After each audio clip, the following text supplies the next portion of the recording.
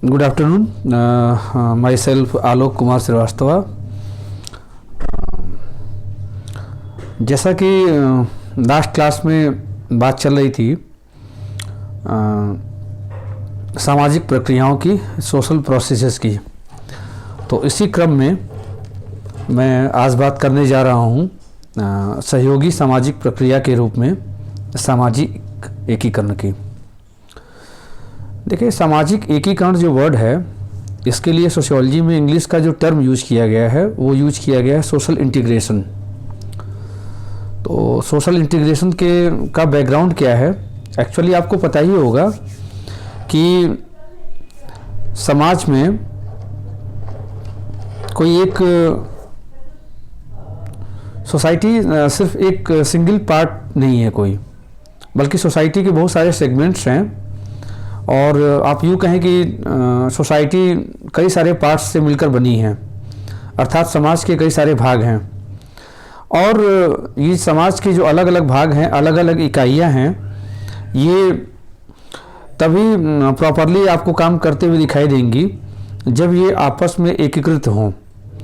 क्योंकि जब तक ये एकीकृत नहीं होंगी तब तक समाज में आपको एक व्यवस्था दिखाई नहीं देगी। तो इसी संदर्भ में हम सामाजिक एकीकरण को देखते हैं।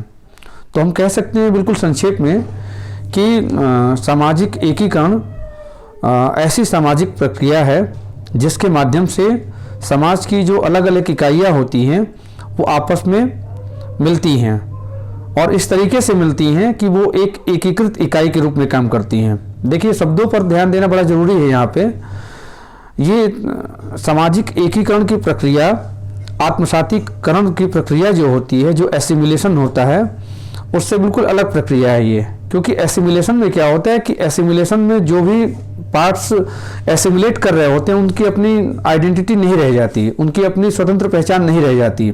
लेकिन इंटीग्रेशन में क्या होता है कि जो अलग अलग इकाइयाँ हैं उनकी पहचान बनी रहती है, उनके पहचान का अस्तित्व बरकरार रहता है। उसके बावजूद ये अलग अलग इकाइयाँ जो हैं वो एक एकीकृत रूप में काम करना प्रारंभ कर देती हैं।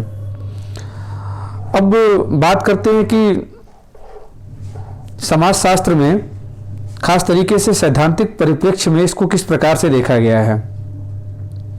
देखिए, अमेरिकन समाजशास्त्री थे, उनका नाम था टैलकट पार्सन्स। उन्होंने एक मॉडल दिया था, उस मॉडल का नाम है agile model. Agile means AGIL। तो टैलकट पार्सन्स का कहना यह था कि समाज की 4 पूर्व आवश्यकताएं होती हैं, सोसाइटी के 4 प्री रिक्विजिट्स होते हैं, और किसी भी सोसाइटी के मेंटेनेंस के लिए ये बहुत ज़रूरी है कि उसकी ये 4 आवश्यकताएं पूरी होती रहें। तो बेसिकली जो एजिल मॉडल है ये 4 पूर्व आवश्यकताओं को दर्शाता है। A for adaptation, that is अनुकूलन। G for goal attainment, that is लक्ष्य प्राप्ति। I फॉर इंटीग्रेशन, एकीकरण। और L मीन्स होता है लेटेंसी या पैटर्न मेंटेनेंस, इसको हिंदी में बोलते हैं प्रतिमान अनुरक्षण। तो एकीकरण को हम इस मॉडल के एक पार्ट के रूप में उसको हम देख सकते हैं। अर्थात एकीकरण को समाज की जो पूर्व आवश्यकताएं हैं 4, उसमें से एक अभिन्न अंग के रूप में हम इसको देख सकते हैं। अब देखिए, जो इंटीग्रेशन का काम है, जो एकीकरण का काम है, ये बेसिकली कौन सी संस्था काम करती है ऐसा, और इसमें क्या होता है। देखिए, टैलकट पार्सन्स का ये कहना था कि सोसाइटी के कई सारे पार्ट्स हैं, लेकिन इन सारे पार्ट्स में एक म्यूचुअल एडजस्टमेंट और कोऑर्डिनेशन होना बहुत ज़रूरी है। क्योंकि जब तक ऐसा नहीं होगा तब तक सोसाइटी सर्वाइव नहीं कर पाएगी। और इसका एग्जाम्पल देते हुए उन्होंने बताया है कि हमारे सोसाइटी में एक इंस्टीट्यूशन है जिसे हम लॉ कहते हैं, जिसे हम कानून कहते हैं। तो इस लॉ के माध्यम से ही इंडिविजुअल और सोसाइटी किस तरीके से इंटीग्रेट करेंगे ये काम सुनिश्चित हो पाता है। आप देखें, जो भी कानून के माध्यम से जो चीज़ें तय कर दी जाती हैं, जो स्टैंडर्ड बिहेवियर तय कर दिया जाता है, फॉर एग्जांपल कोई व्यक्ति एक इंडिविजुअल है, ये बात सही है, लेकिन कोई व्यक्ति इंडिविजुअल होने के साथ ही साथ कस्टमर भी है, इंडिविजुअल होने के साथ साथ एक सेलर भी हो सकता है, इंडिविजुअल होने के साथ साथ उसके कई सारे रोल्स हैं, रिस्पॉन्सिबिलिटीज़ हैं, उन्हें उसे किस तरीके से निभाना चाहिए, इसके लिए एक प्रेस्क्राइब्ड बिहेवियर जो है वो कोडिफाई किया गया है लॉ के द्वारा, और जब भी कभी इसका वायलेशन होता है तो कानून उस हिसाब से अपना काम करता है। फॉर एग्जाम्पल, एक सिटीजन होने के नाते आपके क्या अधिकार है और क्या दायित्व हैं, ये बहुत बड़ी चीज़ है, क्योंकि सारा सिस्टम इसी पे काम करता है, और जो विवाद मुख्य रूप से होता है वो इसी पे होता है कि अधिकार और दायित्व इन दो चीज़ों को लेकर के होता है। आप देखें, अलग अलग थोड़ा सा व्यक्ति के दायरे से बाहर निकल जाते हैं तो आप अलग अलग स्टेट्स को देख लें, दो स्टेट के बीच में डिस्प्यूट हो सकता है, विवाद हो सकता है, लेकिन इस विवाद का निपटारा विधिक प्रक्रिया द्वारा किया जाता है। जैसे कई राज्यों में जल विवाद हो सकते हैं, ठीक है, नदी जल के बंटवारे को लेकर के विवाद की स्थिति आ सकती है। तो ऐसी स्थिति में लॉ एक बहुत बड़ा माध्यम है सोसाइटी को इंटीग्रेट करने का। अब सवाल ये है कि जो इंटीग्रेशन का काम होता है सोसाइटी में, ये इंटीग्रेशन का काम इसके डायमेंशंस क्या क्या हैं और ये काम किस तरीके से होता है।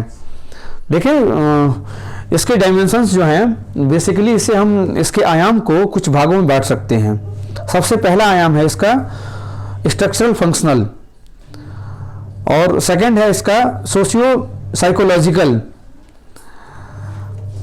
और भी कुछ है, लेकिन जो मेजर पार्ट्स है इसके वो दो हैं। देखिए किस रूप में चीज़ें दिखाई देती हैं। जो स्ट्रक्चरल फंक्शनल इसका डायमेंशन है वो आपको इस रूप में दिखाई देता है कि सोसाइटी की बहुत सारी नीड्स हैं जिसके लेवल अलग अलग हैं। हो सकता है कि कुछ नीड्स बायोलॉजिकल टाइप की हो, अर्थात कुछ जैविकी आवश्यकताएं हो, कुछ आवश्यकताएं आर्थिक हो सकती हैं, कुछ आवश्यकताएं भावनात्मक हो सकती हैं। तो इन सारे काम को करने के लिए अलग अलग प्रकार की संस्थाएं काम करती हैं।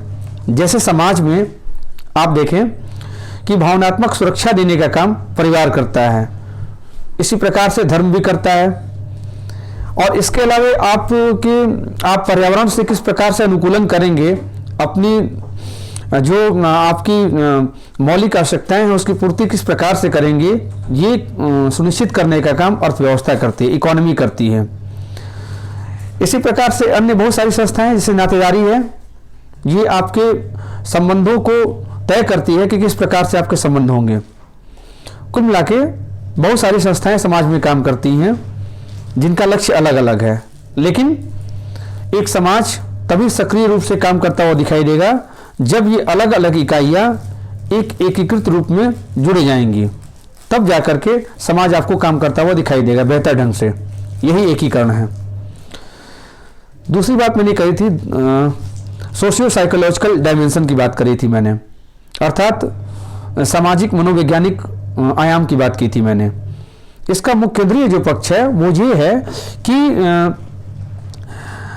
व्यक्ति और समाज किस ढंग से अंतःक्रिया करेंगे, how society and individual will interact. तो अब देखिए, किसी भी समाज में, किसी भी सोसाइटी की स्टेबिलिटी के लिए ये बहुत ज़रूरी है कि एक संतुलन की अवस्था रहे इस मामले में कि व्यक्ति समाज से किस प्रकार अंतःक्रिया करता है।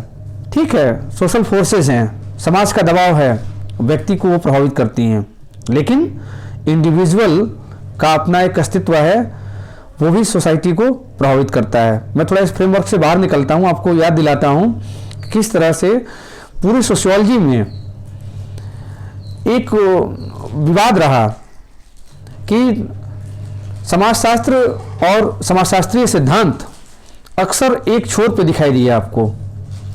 एक छोर तो ये कहता है कि भाई सोसाइटी बहुत ज़्यादा महत्वपूर्ण है, व्यक्ति तो बस नियमों कानूनों जो समाज द्वारा बनाया गया उसका पालन करता है। दूसरी ओर बहुत सारे विद्वान ऐसे भी हैं जिनका ये मानना है कि सोसाइटी में जो इंडिविजुअल लेवल की जो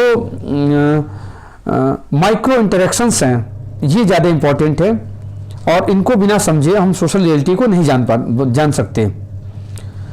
लेकिन एंथोनी गिडिन्स एक ऐसे विद्वान थे जिनका कहना ये था कि व्यक्ति उतना ही महत्वपूर्ण है जितना समाज महत्वपूर्ण है, सामाजिक वास्तविकता को जानने के परिप्रेक्ष्य में उन्होंने ये बात करी थी।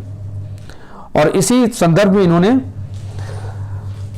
संरचनाकरण का सिद्धांत दिया, थियरी ऑफ स्ट्रक्चरेशन प्रेजेंट किया, जिसका मूल तर्क ये है कि यदि हमें सोशल रियलिटी को समझना है, समाज की वास्तविकता को समझना है, तो हमें व्यक्ति और समाज दोनों पर फोकस करना होगा। इंडिविजुअल पॉइंट ऑफ व्यू से भी हमें स्टडी करनी होगी और सोसाइटी पॉइंट ऑफ व्यू से भी हमें स्टडी करनी होगी। अर्थात हमें माइक्रो लेवल के फिनोमेना और मैक्रो लेवल के फिनोमेना दोनों को इंटीग्रेट करना होगा। तो इस संदर्भ में हम देख सकते हैं कि एकीकरण की जो प्रक्रिया है ये सोशियो साइकोलॉजिकल इसका क्या डायमेंशन है। तो आज के लिए इतना ही, थैंक यू।